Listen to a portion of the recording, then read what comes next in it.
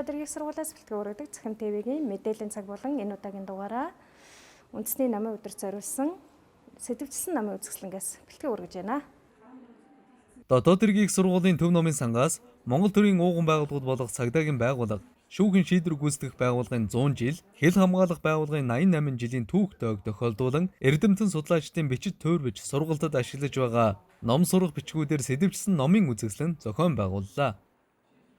Үндэсний номын баярыг тохиолдуулаад дотоод иргэх сургуулийн төв номын сангаас энэхүү түүхэн ой давхцаж байгаа байгууллагуудынхаа түүхэн замнал за эрдэмтэн судлаачдын ном сурах хүчгээр нийтдээ 180 гаруй ном сурах хүчгээр бид бүхэн сэтвчилсэн номын үзэсгэлэнг зохион байгуулж байна.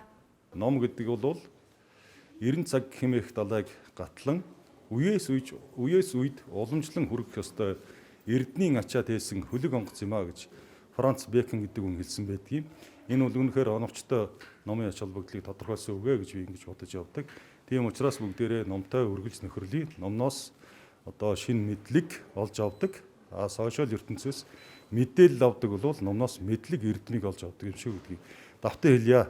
За ингээд Монгол улсад орчин цагийн цагдаагийн байгууллага үүсч өгснөний түүхт 100 жилийн ойн баярын мэндийг нийт цагдаагийн байгууллагын аль паагчид тэдний ар гэрийнхэн үе үеийн ахмад ажилтнууд одоо ажиллаж байгаа залуус бүсгүүчүүдтэй хүргэж ажилд нь амжилт сайн сайхан бүхнийг амьдралд нь эрүүл энх аз жаргалыг хүсэн өрөөё.